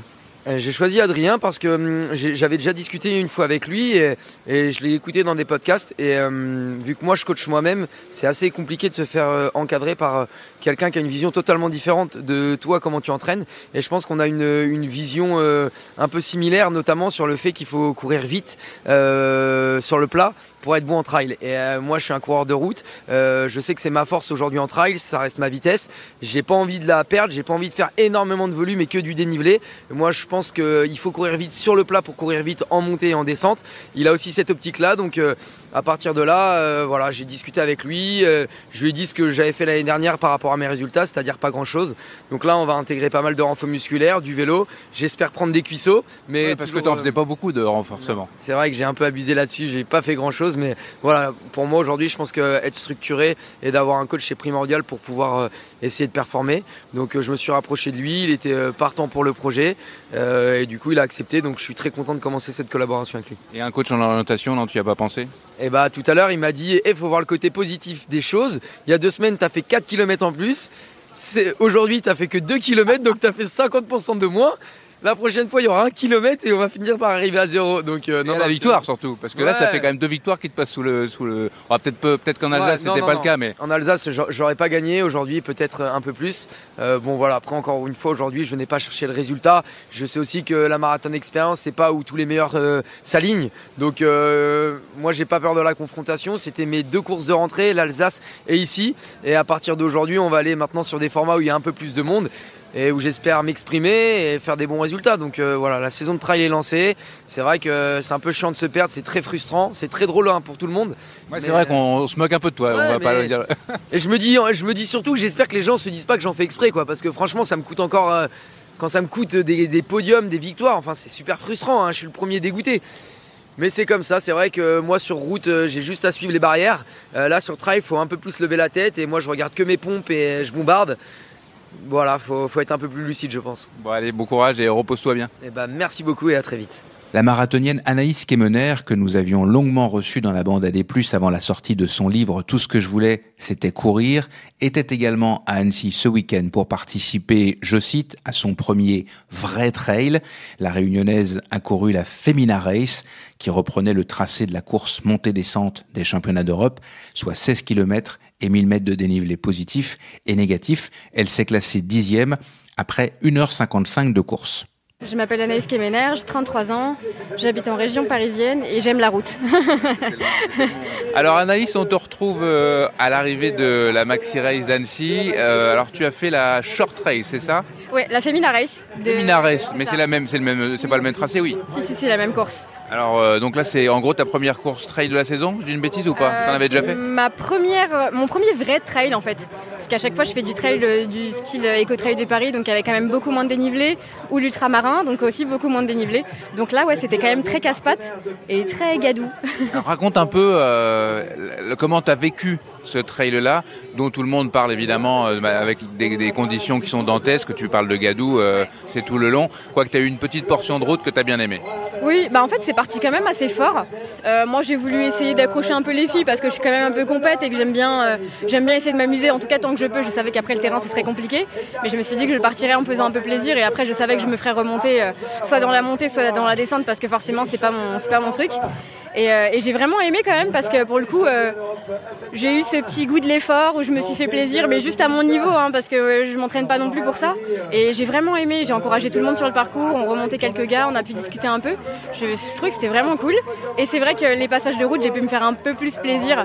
Là je remontais quelques personnes et j'ai un peu plus aimé le parcours. Est-ce que tu sens quand même que tu as des qualités quand tu étais venu au podcast, tu t'en plaisantais en disant quasiment que tu étais nul, mais est-ce que tu te trouves des qualités en découvrant finalement les sentiers ? Non, pas du tout. Non. Autant la montée j'aime bien et je me dis que ça va, j'arrive à monter. Mais autant la descente, ça me rééquilibre tout de suite et je me dis en fait non, t'es vraiment pas faite pour ça. Donc tu vas quand même continuer, pousser un petit peu pour voir si parce qu'il n'y a pas que de la boue aussi dans le trail. Là c'est. En fait je pense que du trail sec, je prendrais beaucoup plus de plaisir que du trail comme aujourd'hui où il a plu toute la semaine et que du coup le parcours était hyper crade. Mais oui, j'aimerais bien réessayer sur des parcours peut-être plutôt l'été et beaucoup plus sec, avec du dénivelé sans problème, montée-descente. Mais c'est sûr que si c'est sec, c'est pas pareil.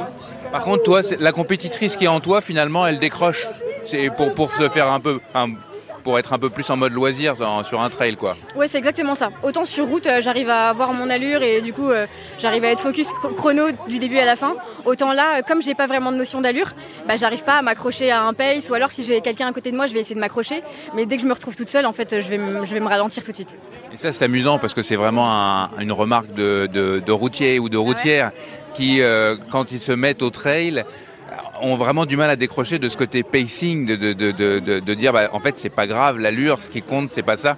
Et en fait quand t'es habitué à regarder ta montre, habitué à avoir un pace précis, en fait ça te perturbe, c'est ça quoi. Ah ouais, je suis complètement perturbée, je suis complètement perdue. Puis en plus là, il n'y a pas du tout de notion de kilomètres.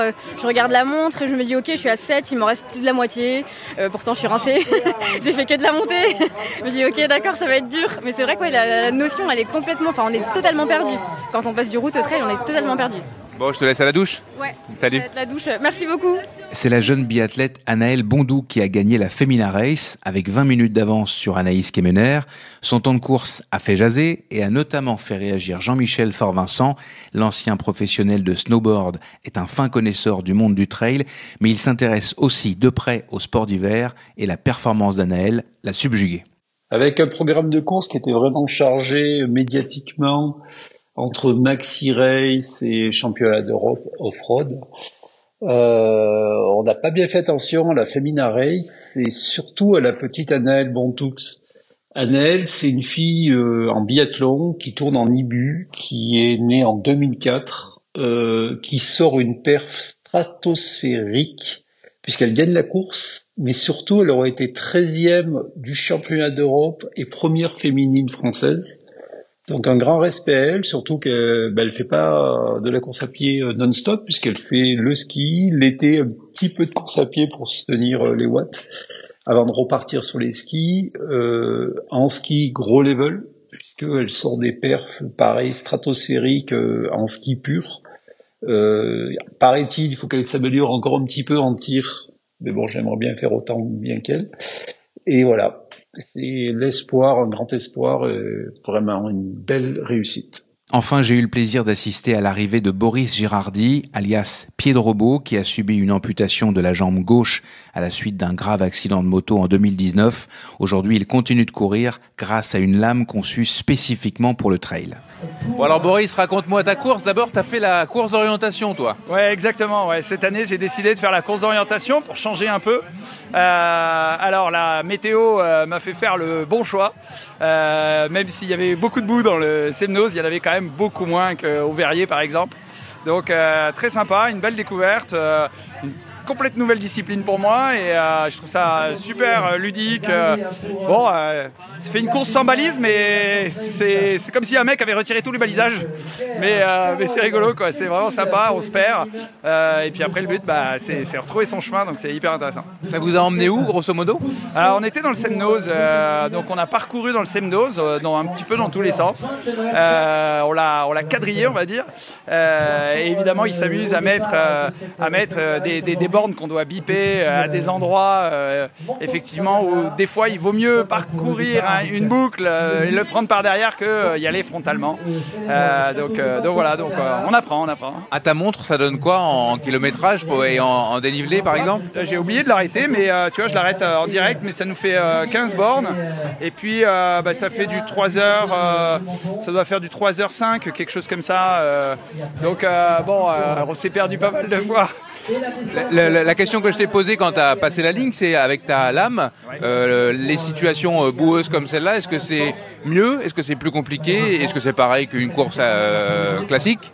Alors non, c'est un peu plus compliqué quand même parce que notre lame, en fait, elle a une portance qui est faible, donc elle va s'enfoncer plus facilement. Alors on peut la retirer plus facilement aussi, on va me dire, mais on perd totalement notre restitution d'énergie, ce qui fait qu'on se retrouve avec quelque chose qui est jambe de bois, quoi. Donc c'est comme si on avait quelque chose qui nous rendait plus l'énergie. Donc du coup ça demande de dépenser beaucoup, mais le plaisir d'être là avec tout le monde, avec tous les coureurs. Et puis cette année c'est génial parce que la première fois que je suis venu à la Maxi Race, j'étais tout seul. Puis là aujourd'hui on est 8 sur plusieurs coureurs avec chacun une lame, hein. Exactement, 8 coureurs avec chacun une lame. Donc il y a la Parateam Salomon, les 7 de la Parateam Salomon, puis il y a un plus 1 qui est venu nous rejoindre. Et il y en a 2 sur la Marathon Race, 3 sur la Short Race, 1 sur la Femina Race, et puis moi sur la course d'orientation. Donc je suis heureux que ça puisse s'ouvrir. Il y a également un projet auquel j'ai collaboré, c'est des malvoyants. Ils sont 4 avec 4 guides et ils font le relais. Ils ont fait le relais hier et c'est incroyable de pouvoir faire venir aussi d'autres types de handicaps et que la Maxi Race puisse nous accueillir comme ça, c'est génial. Que ce soit, comme on dit maintenant, inclusif. Ouais, c'est ça, que ce soit inclusif et de montrer que c'est possible. Ouais, on peut avoir un handicap, quel qu'il soit, et s'adapter à ça. Ouais, c'est ça. C'est pouvoir montrer qu'on peut participer. Souvent, je dis, m'invitez pas à la fête, invitez-moi à danser. Et donc du coup là il y a la fête et puis j'ai dansé et donc du coup c'est cool, c'est bien et puis on est plein de boue, on est plein de sueur, on est c'est difficile, on est avec tous les autres et c'est cool, quoi. Comme on est en audio, est-ce que tu peux nous décrire ta lame? Là, moi je la vois évidemment, mais est-ce que tu peux me la décrire avec les petits éléments techniques pour qu'on arrive à comprendre comment ça se constitue? Oui, bien sûr. Alors une lame, en fait, il y a 2 formes principales, une forme qui est en J et une forme qui est en C. Actuellement, moi je cours avec une forme qui est en C. C'est comme un ressort, donc le carbone a la propriété de pouvoir reprendre sa forme initiale. D'ailleurs, quand tu marches, on voit au côté du cours, on voit qu'il y a une espèce de petite sais pas comment on peut dire ça, de ressort. Compression, c'est comme un ressort, ça se compresse, ça se décompresse. Donc quand je cours, ça me demande de mettre de l'énergie dedans pour que ça puisse se compresser. Si je te le donne en main, tu n'arriveras pas à le plier avec les mains. Par contre avec la force du poids et des jambes, on arrive à le plier et ça nous rend l'énergie. Donc cette forme en C, en fait, se compresse et se décompresse. C'est ce qui nous permet de courir. C'est assez incroyable. Est-ce que ça se... Question hyper pratico-pratique, ça coûte combien ce que tu as là Alors, Hopper, ils ont fait beaucoup de travail. C'est une collaboration entre Airbus, Hopper, la start-up qui porte ce projet, et Salomon. Et on a réussi à réduire les coûts. Ça reste aux alentours de 2 000 €. Ça reste cher, mais versus 5-6 000 € minimum. Il me semble que au tout départ, la première lame coûtait 10 000, quelque chose comme ça. C'est ça, exactement. Moi, j'avais une lame qui coûtait 10 000. Le premier article qui a été fait, c'est Distance Plus. Donc, je suis content de te retrouver là aujourd'hui. Et effectivement, ma première lame, c'était aux alentours de 10 000 €, ce qui est parfaitement inaccessible. Et donc, du coup, là, on cherche à réduire les coûts au maximum et on continue à travailler sur ce point-là. Et on continue avec Salomon Airbus à développer aussi pour faire du ski alpin, ski de rando. Et il y a des choses qui sont incroyables qui sont en train de développer et ça va être génial de pouvoir accéder à plein de sports. Ça ouvre le champ des possibles. Nous quand on a nos deux jambes, on se rend pas compte, mais c'est assez extraordinaire de se dire qu'il y a des choses qui vont être possibles dans l'avenir et à moindre coût, comme tu le dis. C'est ça le but. Et surtout, en fait, c'est d'avoir le choix, c'est de pas priver quelqu'un d'une possibilité. J'étais pas trailer avant d'être amputé et je le suis devenu parce que j'étais privé de cette fonction et que la retrouver, c'est quelque chose de très puissant pour moi. Et pouvoir courir aujourd'hui dans le Semnoz, pouvoir courir ici, faire partie encore une fois de la fête de la danse, c'est incroyable. Ça me nourrit et ça me recharge à chaque fois pleinement. Un petit mot de ton association. Et puis après je te laisse tranquille et aller te ravitailler. Alors l'association c'est Level Up. Elle est soutenue par Iron et Salomon. Alors je suis désolé de les citer, mais c'est important de les citer parce qu'ils soutiennent en fait une cause assez discrètement d'ailleurs. Et donc du coup je suis content des fois de leur dire merci de pouvoir nous soutenir. Le but c'est de pouvoir accompagner des personnes en situation de handicap, des amputés plus précisément, et de pouvoir les amener à reprendre une vie autonome et dynamique. Dans cette association, je fais aussi de la sensibilisation dans les écoles, dans les universités, les sociétés. Et puis, je crée aussi des événements où je vais faire rencontrer les personnes que j'ai sensibilisées avec des personnes que j'ai accompagnées qui ont besoin de se prouver que c'est possible. Et donc, je les fais tous se rencontrer. Et la meilleure manière, en fait, d'aller casser les préjugés, d'aller se prouver qu'eux, ils sont capables et qu'on peut complètement participer, c'est de faire des événements où tout le monde est inclus et on le fait ensemble. Une fois qu'on a fait un événement ensemble, on a un regard différent et puis l'un et l'autre a un regard différent et la vie peut reprendre plus facilement. Et la preuve par exemple sur cette Maxi Rex, comme tu l'as dit tout à l'heure. Exactement, la preuve c'est ça et ça se voit pas au micro mais j'ai un grand sourire. Et, donc, ça s'entend. Ça s'entend. Bon d'accord, voilà, j'ai un grand sourire et c'est quel plaisir, quel bonheur. Ouais. On va te ravitailler, merci Boris. Merci Nico. Alors qu'on terminait l'interview, c'est un athlète amputé des 2 jambes et d'un bras qui a passé la ligne d'arrivée de la short race de 16 km. J'en profite pour souligner que la bande AD+, dans le cadre du partenariat spécial sur cet épisode hors série avec les frontales Gollum, fera un don symbolique à l'association Level Up de Boris Girardi.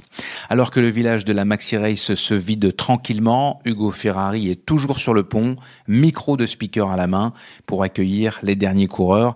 La fatigue se fait sentir pour tout le monde, mais le Duc est encore bavard. Hugo, je te prends quelques instants, je t'arrache à ton micro. Combien d'heures ça fait t'as compté sur le week-end de la Maxi Race pour toi? Alors c'est une bonne remarque parce que la Maxi Race, on fait un emploi du temps. Donc on est 4 speakers, d'habitude 3 mais là 4 avec les championnats d'Europe. Et on a chacun un emploi du temps. Celui qui a travaillé le plus, il a fait 35 heures parce qu'il était là de vendredi matin à dimanche soir. On n'avait pas besoin de moi vendredi, donc vendredi j'étais pas là.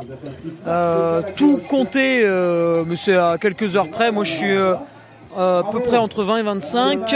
Thomas aussi, Pauline aussi. Ça fait quand même un week-end dense, un des plus gros de ton année j'imagine. Oui c'est vrai, surtout que la Maxi Race c'est un gros événement, donc le speaker est plutôt pas mal observer par rapport à des courses plus petites où parfois, si on n'est pas trop là ou si on est en train de manger, c'est pas très très grave. Là, on fait attention à ce qu'il y ait toujours quelqu'un en permanence. Ouais.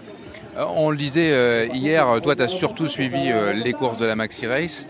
Et puis, donc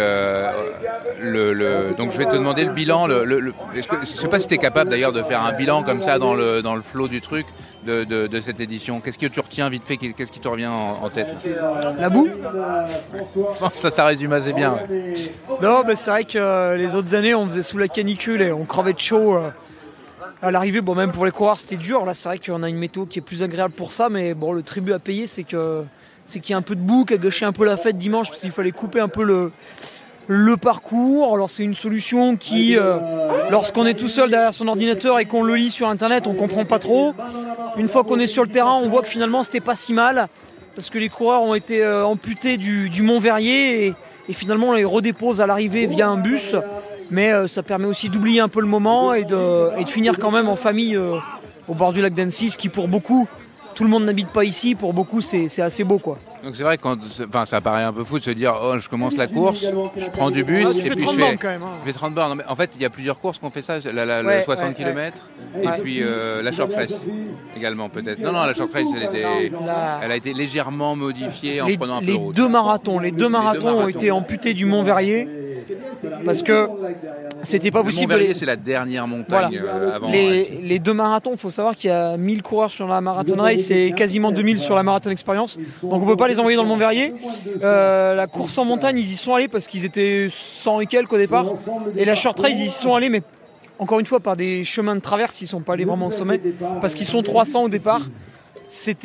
Même ça, c'était un peu engagé niveau secours, mais alors 2000 personnes, c'est pas du tout possible. Et quand on dit les secours, on dit ouais, c'est un argument sauf que en fait, ce qui se passe, c'est que hier, samedi, il y a eu plusieurs difficultés avec les brancards. En fait, c'est quand le brancard, la boue, tout ça, ça marche pas bien. Et ce qui est vrai, c'est que quand on est coureur, on voit pas ceux qui se blessent, ceux qui se font mal. Et on n'y pense pas. Alors ils sont très peu nombreux, heureusement, mais il y en a toujours un ou deux par course. Et là, hier, en fait, le problème, c'était pas les gens qui se blessaient, ça, c'est connu comme données.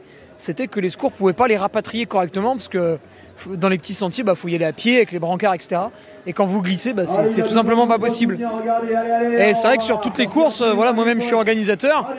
Des fois, les secours partent en intervention. Je suis pas au courant, en fait. Eux gèrent le truc. Et s'il y a un vrai souci, c'est déjà arrivé qu'on arrête par exemple la Frison Roche l'été 2018 parce que les secours n'avaient plus de perfusion, il faisait trop chaud. C'est des données comme ça qui arrivent parfois. Les trailers, tu me disais, ont pas trop mal pris la nouvelle quand on leur a dit que ils allaient être coupés et que peut-être ils allaient devoir prendre un bus. Ça, j'avoue que ça m'a étonné, mais non, parce que vous avez finalement travaillé sur l'explication. Ce qu'il faut savoir, c'est ce que les genoux dans le gif se tuent à nous rappeler, c'est qu'en 2019, la Maxi Race a eu des très gros bouchons sur son parcours. Il y a eu des photos. J'étais dedans plus d'une heure pour ma part à l'arrêt. C'est ce que j'allais dire. Je crois que les recordman ont 1 heure d'arrêt. Ah merci, ça veut dire que j'étais vraiment là. Je crois que t'es vraiment celui qui avait pas eu de chance. Et en fait, jusqu'à 2019, ils faisaient que grossir sans peut-être forcément trop faire attention. Et depuis, ils ont un stress permanent du confort du coureur. Ça se voit peut-être pas forcément quand vous regardez pas très bien, mais par exemple, on donne des départs par vague qui sont timés. J'ai pas le droit de prendre 30 secondes d'avance ou de retard. Et ils font très attention à ça. Et là, quand on a eu cette mauvaise décision à annoncer aux gens, c'est-à-dire voilà, vous êtes au départ, mais finalement ça fera pas 40 km, ça en fera 30.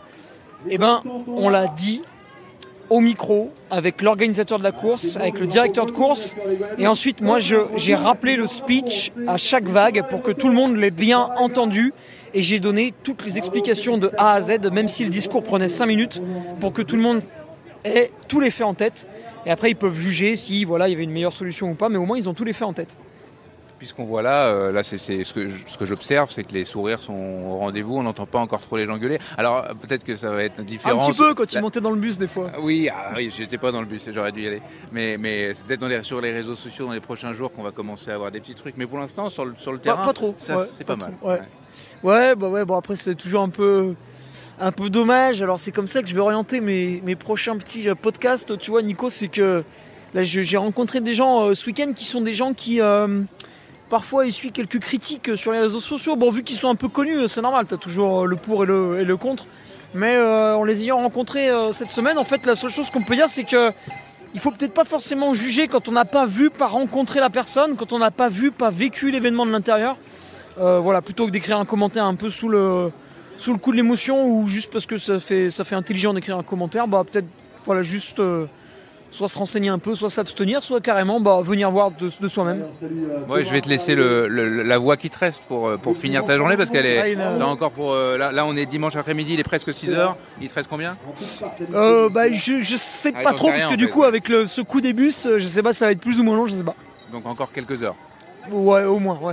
Bon courage. J'ai quitté Annecy en direction de la Normandie en covoiturage et le hasard faisant bien les choses, le conducteur Amaury avait participé à l'épreuve de 60 km qui a été arrêtée à Menton-Saint-Bernard. J'ai donc sorti une dernière fois le micro pour boucler ce long reportage. Amaury, tu étais sur l'épreuve de 60 km de la Maxi Race du lac d'Annecy.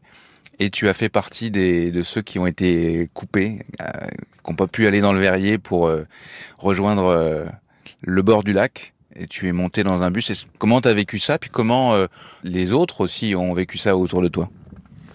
Alors c'est vrai que au départ, quand on nous annonçait ça, à 5h du matin, on avait une certaine déception parce que on s'était préparé. Moi personnellement, en tout cas, je m'étais préparé à cette distance-là. Et puis il y avait aussi un doute du fait de cette solution D. Est-ce que vraiment on pouvait faire l'ensemble, les 60, ou est-ce qu'il fallait s'arrêter avant? Donc pendant la course, on savait pas trop ce qu'il en était. Voilà, il y avait ce côté challenge en moins un petit peu, mais maintenant je pense que s'ils ont décidé ça au niveau de l'organisation, c'est qu'ils n'avaient pas trop le choix, et puis la sécurité avant tout sur ce type de course. Est-ce que tu as le sentiment que c'était tout le monde pensait un peu ça, ça a pas trop râlé? Qu'est-ce qui s'est passé quand vous êtes monté dans le bus? C'était quoi qui se disait par exemple? Alors dans le bus, c'était assez étonnant parce que en fait, on s'arrête net au niveau de la course, on prend le bus, on commence à avoir les muscles qui se refroidissent. Au final, ça rigole plutôt pas mal dans le bus parce que tout le monde est là pour la même chose. Donc c'était plutôt bon enfant. On s'est plutôt bien marré, même avec le chauffeur de bus qui nous charriait un petit peu. Les gars commençaient à s'endormir, avoir des petites crampes. Donc après, à la sortie du bus, recourir 3-4 km après ça, c'était un peu dur. Mais c'était, voilà, on s'en souviendra en tout cas. T'as quand même aimé l'arrivée au bord du lac, t'as quand même réussi à vivre le truc comme si c'était la fin de ton aventure du jour en tout cas? Oui, alors c'est sûr, c'est une fin de course un peu différente, mais au final, on a vécu toute la course de la même manière, et puis la fin, les 3 derniers kilomètres, c'est comme si on arrivait, qu'on avait fait tout le tour, quoi. Donc non, c'était très bien. La bande à des plus, dans le vif de la Maxi Race du lac d'Annecy et des championnats d'Europe de trail et de course en montagne, présentés par les Frontales Gollum. Avant de conclure cet épisode exceptionnel qui a mis en lumière de façon originale cette édition 2024 de la Maxi Race, je vous partage la discussion que j'ai eue avec Adrien Groès des Frontales Gollum, développé, conçu et fabriqué en France, co-conçu avec les utilisateurs, mais également assemblé, conditionné et expédié par des travailleurs en situation de handicap. 1% des ventes sont reversées à des associations environnementales. Enfin, Gollum assure une collecte et le traitement des batteries usagées. On parlait en off l'autre jour et tu me disais que tes produits, ce qui les différenciait, c'était l'ultra performance. Moi, j'y vois évidemment un mot un peu promotionnel. Pour toi, c'est quoi l'ultra performance quand on parle de lampe frontale? C'est surtout l'idée de coller à l'ultra-performance de nos utilisateurs. C'est-à-dire que la mission de Gollum, c'est d'abord et avant tout de t'accompagner dans toutes tes sorties, qu'elles soient courtes ou longues. Donc quand on dit longue, on parle d'ultra, donc d'où aussi le terme d'ultra-performance, que tu puisses compter sur ta Gollum dans toutes les circonstances, même les plus extrêmes. En fait, quand tu pars sur des défis avec des conditions difficiles, des longues distances, comme je le disais, ou qui vont faire appel au dépassement de soi, et t'as qu'une crainte, c'est d'avoir un matériel défaillant. Donc tu dois à tout prix pouvoir compter sur le matériel que tu embarques. Et c'est vrai que notre mission, c'est ça, c'est de pouvoir t'accompagner dans la non-défaillance, on va dire, ou en tout cas dans l'assurance d'avoir un matériel qui va te permettre, en l'occurrence pour des lampes frontales, d'avoir un bon confort, d'avoir une qualité d'éclairage qui soit au top et qui te fasse presque oublier que t'es la nuit, et une autonomie qui soit en accord aussi avec les besoins que tu peux avoir sur des distances comme celle-ci. Je parlais aussi de conditions difficiles parce que c'est vrai que une Gollum est aussi dans son milieu quand on est dans des températures très très basses où tu as besoin que l'autonomie ne soit pas, qu'elle tienne quand même la route malgré la baisse de température qui est toujours une problématique pour les appareils à batterie. Je parlais de ça aussi parce que là récemment on a accompagné 2 personnes qui sont parties avec une Gollum, l'une sur la traversée du Groenland à ski et l'autre une traversée de l'Islande à vélo. Donc tu vois, t'imagines bien les températures et les conditions que ces personnes peuvent affronter. Et là, effectivement, la robustesse et la qualité des produits qu'ils emmènent avec eux sont forcément un gage de la réussite du projet. Tu as une 3e version de ta Gollum qui est sortie il y a quelques semaines, quelques mois. Les grands chiffres la concernant, pour qu'on arrive à bien se rendre compte de ce que ça veut dire que de partir avec une lampe qui est chargée à bloc, par exemple, sur une longue sortie. Oui, tu vois, on parlait d'autonomie. Là, il se trouve que on a eu récemment là un comparatif sur un site qui s'appelle le Comparatif du Trail, pour ne pas le nommer, qui présente la Gollum Pium Plus 3 comme la frontale qui propose la plus forte autonomie sur le marché des lampes frontales. Donc ça, c'est vraiment un enjeu sur lequel on voulait être. Et tu parlais de chiffres. Alors évidemment, l'autonomie va varier en fonction de l'intensité sur laquelle tu peux mettre ta lampe frontale. Mais on va tenir jusqu'à 3 nuits avec une seule batterie. Et ça, c'est quelque chose qu'on a pu tester et même co-concevoir avec Luca Papi dont je parlais tout à l'heure, qui en fait est parti sur les Canaries faire la traversée des 7 îles et il partait avec un proto avec comme défi justement d'aller le plus loin possible en autonomie. Et donc au bout de 20 heures, il m'a envoyé un message en me disant écoute, pour l'instant tu m'embêtes, je trimballe une batterie pour rien, je l'ai toujours pas changée. Et puis au bout de 37 heures, il me renvoie un message en me disant ça y est, j'en suis venu à bout. Et là, c'est un mode intelligent. Exactement. En fait, ce mode-là, c'est un mode, alors pour le définir un tout petit peu, c'est un mode auto-adaptatif qui permet d'ajuster automatiquement l'intensité en fonction de ta vitesse et du terrain sur lequel tu te déplaces. Donc l'idée derrière ça, c'est vraiment d'aller sur des autonomies qu'on n'a pas autrement, qu'on n'a pas en devant intervenir manuellement. Et pour en revenir un petit peu à l'objectif de départ qui est de t'accompagner et de te faire un peu oublier ton matériel, l'idée c'est aussi celle-ci, c'est de te concentrer uniquement sur le dépassement de toi et pas sur la gestion de ton matériel. Donc avec cette fonction-là, on obtient ces performances. Quand on s'engage dans un sport, c'est important d'avoir confiance en soi pour réussir, et finalement c'est vrai aussi pour son matos. Quand on a confiance, quand on part avec la confiance que on a des heures et des heures de lumière en stock, on n'a pas l'espèce de crainte qui va nous faire peut-être parfois faire une erreur de gestion parce qu'on a confiance dans notre frontale en l'occurrence. C'est ça. Et en l'occurrence, pour moi, une bonne frontale, c'est une frontale qu'on oublie presque. Donc tu vois que tu oublies que tu la portes parce qu'elle est suffisamment légère et confortable, que tu oublies que t'es à gérer son changement d'intensité parce qu'elle va le faire pour toi et qu'elle va optimiser encore plus que si tu le faisais toi-même. Donc voilà, ça c'est des éléments qui sont vraiment importants. Et donc tu vois, tous ces éléments de puissance, d'autonomie, de légèreté, de confort, voilà, c'est des éléments sur lesquels on travaille beaucoup. On en est, comme tu le disais, à la 3e génération de Pium, et ces modèles-là, Pium et Pium Plus, on les a fait évoluer au fur et à mesure grâce au retour terrain, grâce à la co-conception qu'on fait depuis le départ avec nos utilisateurs et nos ambassadeurs. Et donc ça, c'est effectivement ce qui nous permet d'aller vers, pour rebondir sur ce que disait en préambule, sur l'ultra-performance. Et dans ce qui s'en vient, même si tu l'as pas encore entre les mains, il y a cette logique d'aller au-delà du trail et d'offrir une une frontale aux athlètes plein air, en règle générale, vélo et compagnie, quoi. En fait, on est parti toujours dans cette idée de partage de notre communauté, du constat que dans notre communauté, dans les utilisateurs de Gollum, beaucoup faisaient d'autres activités outdoor, évidemment, et que pour la plupart d'ailleurs, il y a 30% d'entre eux, quand on avait fait une petite étude, nous disaient faire du vélo aussi avec une activité de nuit. Donc l'idée, c'est effectivement d'aller vers des modèles qui sont capables de s'adapter à ces différentes pratiques et d'accompagner les mêmes personnes dans leurs pratiques. Tu as, comme entrepreneur, t'as fait des choix que j'ai trouvé intéressants, puis dans le cadre de ce partenariat avec la bande AD+, comme c'est une émission hors série, j'aime bien faire associer l'émission à une association. Et tout de suite, toi, ta logique s'est portée sur les personnes en situation de handicap. Et il se trouve que toi-même, tu embauches des gens qui sont en situation de handicap. Est-ce que tu veux nous rentrer un peu dans les détails de cette cause sociale-là ? Oui, alors c'est une embauche indirecte puisqu'on travaille en collaboration avec un ESAT, donc un établissement qui permet de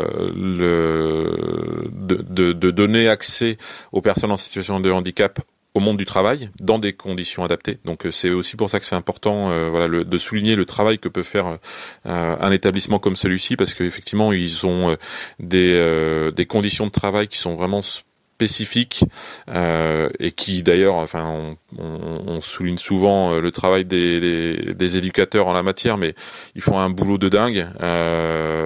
Pour info, dans un ESAT se côtoient à la fois des personnes qui sont bipolaires, qui sont schizophrènes, qui sont trisomiques, et évidemment ce sont pas tout à fait les mêmes profils, pas les mêmes profils à gérer, et pour autant elles se côtoient, elles se mélangent, et les éducateurs sont là pour au quotidien les accompagner et les accompagner dans le monde du travail.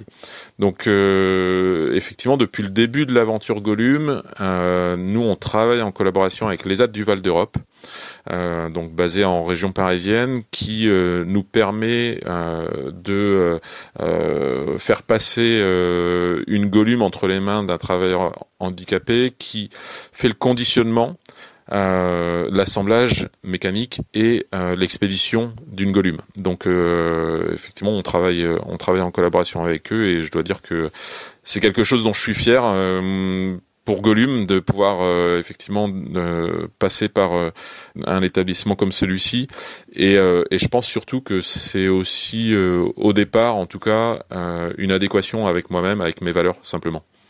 Et je laisse le mot de la fin à Hugo Ferrari. Je le disais, il court de nuit avec une Gollum depuis plusieurs années.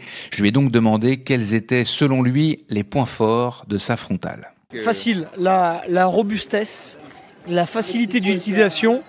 C'est pas forcément les plus légères, mais l'an passé, avec les nouvelles batteries, je suis arrivé à faire la nuit de l'UTMB avec une seule batterie.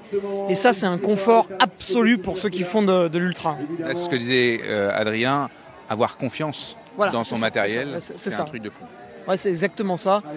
Même si tu te gourres un peu les boutons, faut vraiment appuyer. C'est vraiment ma manière d'utiliser les frontales. Voilà, je sais qu'il y en a qui sont un peu plus sensibles, un peu plus légères. Voilà, faut manipuler différemment. Bon, moi en tout cas, Gollum me convient bien mieux. Et tu utilises toi cette fonction intelligente ou pas ? Ouais, moi je suis un jeune vieux. J'ai du mal à changer mes habitudes. Adrien a mis 3 ans avant de me faire essayer le mode. Pourtant, j'avais la Pium Plus dès sa sortie, mais je l'utilisais pas, et je l'utilise depuis cette année. Ouais, parce que sur les sorties que je fais l'hiver, du coup c'est assez intéressant. Après, quand je fais un ultra, j'aime bien la régler moi-même quand même, mais sinon sur les petites sorties, je mets toujours le mode intelligent. La bande AD+, le podcast du magazine Distance Plus, présenté par Nicolas Fréret. C'est la fin de cette émission hors série de la bande AD+, une émission présentée par Distance Plus. Je suis Nicolas Fréret et j'ai le plaisir de produire ce balado sur le terrain avec la complicité d'Alexandre Ferreira qui a peaufiné le montage. Un gros merci aux membres de la bande qui se sont glissés dans l'épisode: Blandine Hirondelle, Fiona Porte, Sylvaine Cusso, Sabine Herström, Jean-Michel Fort-Vincent, Hugo Ferrari, Thomas Laure-Blanchet, Nico Martin et Robin Schmitt. Merci aussi à tous les membres de l'équipe de France de trail et de course course en montagne d'être toujours aussi disponible pour Distance Plus et la bande AD+. Un grand merci à Gollum d'avoir rendu possible cette émission qui sort de l'ordinaire.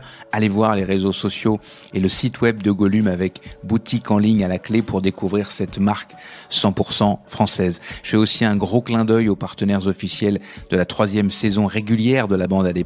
J'ai nommé NAAC, Miles Republic, Run Motion Coach et Wise. J'ajoute que le design sonore de la bande AD+, est signé Lucas, Aska et Nessie et que la couverture de l'émission est l'œuvre de Mathieu Forichon de Desbosses et des Bulles. Merci à mes précieux collaborateurs Chloé Rebaudot, Baptiste Ballet et Clément Lenné.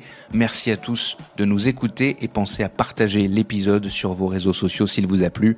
À plus dans la bande AD+.